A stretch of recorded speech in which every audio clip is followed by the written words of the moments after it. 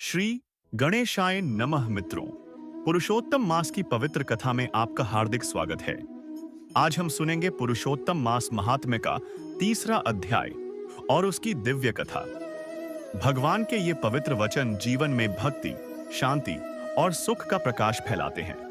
भगवान श्री कृष्ण को प्रणाम करते हुए बोलिए, एयूएम श्री कृष्णाय वासुदेवाय नमः। जगत के पालनहार भगवान श्री कृष्ण की जय। ऋषियों ने सूत जी से पूछा, हे महात्मा, पुरुषोत्तम मास का महात्म्य क्या है? तब सूत जी बोले, भगवान नारायण ने नारद जी को जो दिव्य कथा सुनाई थी, वही पवित्र कथा आज मैं आपको सुनाता हूं। भगवान श्री कृष्ण ने युधिष्ठिर से कहा था कि जो मनुष्य श्रद्धा और भक्ति से पुरुषोत्तम मास का व्रत, जप, तप और पूजा करता है, उसके जीवन के दुख धीरे धीरे समाप्त होने लगते हैं। पांडवों ने भी अपने जीवन में अनेक कष्ट सहन किए थे। कौरवों ने उन्हें बार बार अपमानित किया, कष्ट दिए और वनवास के लिए मजबूर किया, लेकिन उन्होंने भगवान पर अपना विश्वास कभी नहीं छोड़ा। वनवास के समय भगवान श्री कृष्ण पांडवों से मिलने आए। अर्जुन ने हाथ जोड़कर विनम्रता से कहा, हे प्रभु, हम पर कृपा कीजिए। अर्जुन की भक्ति देखकर भगवान प्रसन्न हुए और बोले, मेरे भक्त का छोटा सा दुख भी मुझे बहुत बड़ा लगता है। अपने भक्तों की रक्षा के लिए मैं सदैव उनके साथ रहता हूं। इसके बाद भगवान श्री कृष्ण ने अधिक मास का रहस्य बताया। उन्होंने कहा कि समय के सभी भागों में एक अतिरिक्त मास आता है। प्रारंभ में इस मास का कोई स्वामी देवता नहीं था, इसलिए लोग इसे आए मल मास कहकर तिरस्कार करते थे। इस महीने में कोई शुभ कार्य नहीं किया जाता था। इससे वह मास बहुत दुखी रहने लगा और अंत में भगवान के पास पहुंचा।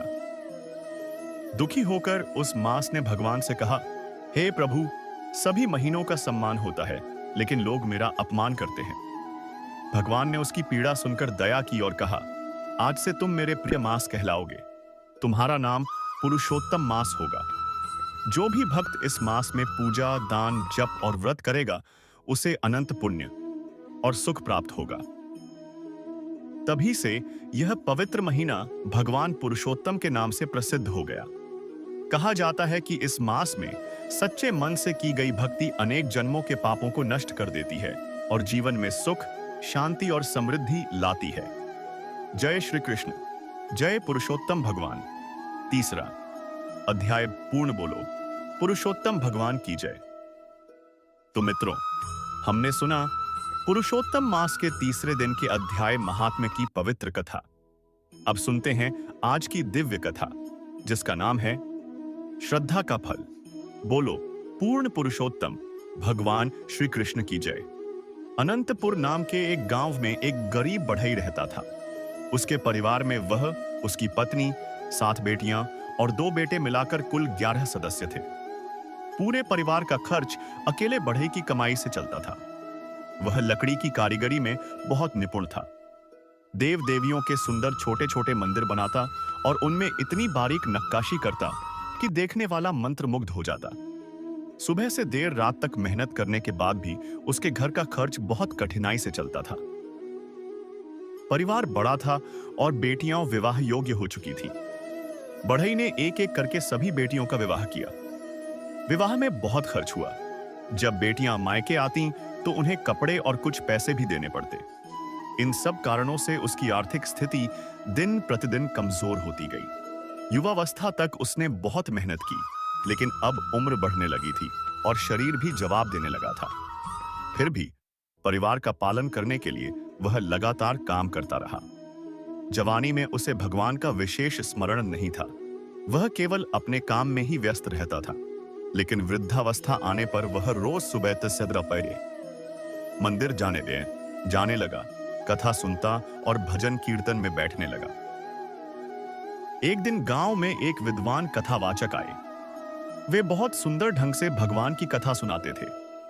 बढ़ई भी उनकी कथा सुनने बैठ गया। कथावाचक ने कहा, भगवान हर जीव का पालन करते हैं। वह चींटी को कर्ण और हाथी को मन भर भोजन देते हैं। भगवान किसी को भूखा नहीं सुलाते। पूरी जिंदगी चिंता में ही बिताता रहता है, क्योंकि उसे भगवान पर विश्वास नहीं होता। ये शब्द बढ़ई के हृदय में उतर गए। वह सोचने लगा, पूरी जिंदगी मैंने केवल मेहनत ही की, लेकिन कभी शांति से भगवान का नाम नहीं लिया। अब जो समय बचा है उसमें भगवान का स्मरण और भजन करना चाहिए। घर आकर उसने अपनी पत्नी से कहा, हे भाग्यवान, अब मुझसे पहले जितना काम नहीं होता, अब जितना बन पड़ेगा भगवान का नाम लूंगा। भगवान कृपा करेंगे तो थोड़ा काम भी हो जाएगा और हमारा जीवन भी चल जाएगा। पत्नी ने प्रेम से कहा, आपने पूरी जिंदगी परिवार के लिए मेहनत की है, अब भगवान पर श्रद्धा रखिए और भक्ति कीजिए। उस दिन से बढ़ई भगवान की भक्ति में अधिक समय देने लगा, लेकिन जैसे भगवान उसकी श्रद्धा की परीक्षा ले रहे हों, वैसे उसे काम मिलना कम हो गया। कई बार तो घर में चूल्हा भी नहीं जलता था। पत्नी को चिंता होती थी, लेकिन वह पति की भक्ति में बाधा न पड़े इसलिए मौन रहती थी। दूसरी ओर बढ़ई के मन में भगवान के प्रति अटूट श्रद्धा बस चुकी थी। उसे पूरा विश्वास था कि भगवान एक दिन अवश्य कृपा करेंगे। जय श्री कृष्ण। जय पुरुषोत्तम भगवान। भगवान देर सवेर हमारी सहायता अवश्य करेंगे। बढ़ई के मन में भगवान के प्रति अटूट विश्वास था। वह रोज कथा वार्ता में जाता और भगवान का नाम स्मरण करता था। तभी पवित्र पुरुषोत्तम मास आया। कथावाचक ने पुरुषोत्तम भगवान का महिमा बताते हुए कहा, इस पवित्र मास में जो भक्त स्नान, देव दर्शन, कथा श्रवण, उपवास, दान और भक्ति करता है, उसके जीवन का दरिद्रता दूर हो जाती है और भगवान उसकी हर मनोकामना पूर्ण करते हैं। यह सुनकर बढ़ई और उसकी पत्नी ने भी श्रद्धा से पुरुषोत्तम मास का व्रत करने का संकल्प लिया। दोनों पति पत्नी प्रतिदिन सुबह जल्दी नदी में स्नान करने जाते, फिर मंदिर जाकर भगवान के दर्शन करते, अपनी शक्ति अनुसार दान देते और दिन भर भगवान का नाम जपते। दोनों बहुत श्रद्धा और भक्ति से व्रत कर रहे थे, लेकिन अधिक मास समाप्त होने में कुछ ही दिन बाकी थे और घर में अन्न का एक दाना भी नहीं बचा था। उन्हें चिंता सताने लगी कि रोज ब्राह्मण को दान कैसे देंगे। एक दिन सुबह बढ़ई जंगल की ओर गया। वहां ढलान वाली जगह पर बैठते समय गिरने से बचने के लिए उसने एक पेड़ की जड़ पकड़ ली। जैसे ही उसने जड़ को हिलाया, वह अचानक उखड़ गई और वहां एक गड्ढा बन गया। गड्ढे में कुछ चमकता हुआ दिखाई दिया।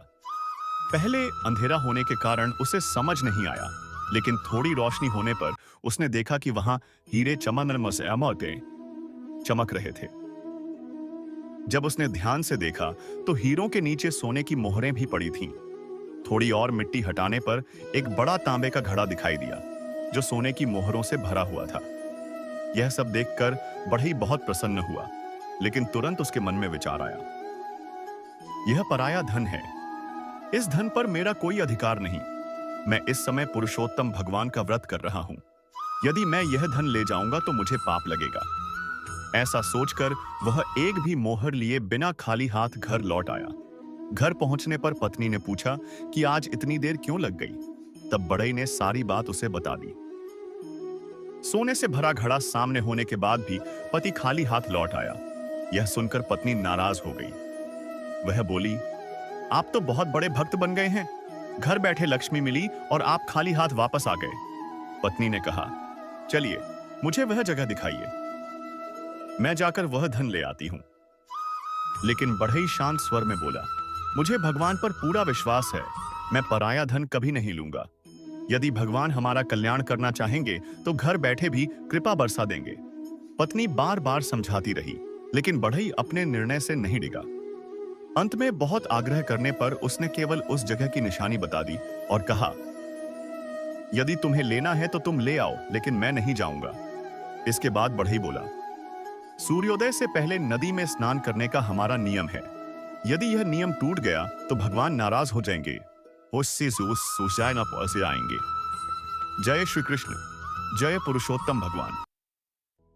बढ़ई ने मैच से अपनी जिद छोड़ दी और दोनों पति पत्नी नियम के अनुसार नदी में स्नान करने चले गए। जब वे सोने की मोहरों से भरे घड़े की बात कर रहे थे, तब पड़ोस में रहने वाला एक आदमी जो पाक में उनकी बातें छिपकर सुन रहा था। जैसे ही बढ़ई और उसकी पत्नी नदी पर गए, उसने तुरंत अपनी पत्नी को जगाया और सारी बात बता दी। दोनों तुरंत उस घड़े को लेने के लिए निकल पड़े। बढ़ई ने बातों बातों में जो जगह की निशानी बताई थी, उसी के अनुसार वे वहां पहुंच गए। गड्ढे के ऊपर ताजी मिट्टी देखकर उन्हें समझ आ गया कि धन यहीं दबा हुआ है। दोनों ने जल्दी जल्दी मिट्टी खोदना शुरू कर दिया। लेकिन जैसे ही उन्होंने गड्ढे में देखा, वे डरकर पीछे हट गए। अंदर बड़े बड़े बिच्छू रेंग रहे थे। यह देखकर दोनों का गुस्सा बढ़ गया। उन्होंने मन में सोचा, इस बढ़ई ने पुरानी दुश्मनी निकालने के लिए हमें बिच्छुओं से डसवाने की चाल चली है। गुस्से में आकर उन्होंने बिच्छुओं से भरा वह घड़ा चादर में बांध लिया और रात में बढ़ई के घर की छत पर चढ़ गए। उस समय बढ़ई और उसकी पत्नी स्नान करके लौटे थे और भगवान की पूजा में बैठे थे। तभी पड़ोसी ने छत से वह घड़ा उल्टा कर दिया। लेकिन अचानक खनखनाहट के साथ सोने की मोहरों की वर्षा होने लगी। बढ़ई और उसकी पत्नी आश्चर्यचकित रह गए। बढ़ई की आंखों में आंसू आ गए और वह बोला, हे प्रभु, मैंने तो केवल आप पर विश्वास रखा था और आपने तो छप्पर फाड़कर सोने की वर्षा कर दी। बढ़ई समझ गया कि पुरुषोत्तम भगवान उसके व्रत और श्रद्धा से प्रसन्न हो गए हैं, इसलिए अब उस धन को स्वीकार करने में कोई पाप नहीं था। दोनों ने सारी सोने की मोहरें इकट्ठी करके रख दी और हीरों को भी संभाल कर रख लिया। फिर बढ़ई की पत्नी प्रेम से बोली, हे पतिदेव, मैं आपकी बात नहीं मानती थी, लेकिन आज समझ गई कि भगवान पर रखी सच्ची श्रद्धा कभी व्यर्थ नहीं जाती। दूसरी ओर पड़ोसी पति पत्नी इंतजार कर रहे थे कि अब बढ़ई के घर से चीखने चिल्लाने की आवाज आएगी। लेकिन जब काफी देर तक कोई आवाज नहीं आई तो वे खुद देखने पहुंचे। उन्होंने देखा कि बढ़ई और उसकी पत्नी शांति से बैठकर भगवान का नाम लेते हुए माला जप रहे थे। तब उन्हें समझ आया कि धन उसी को मिलता है जिसके भाग्य में भगवान ने लिखा होता है। बढ़ई ने इस धन की बात किसी को नहीं बताई। उसने उस धन का उपयोग अच्छे कार्यों में किया।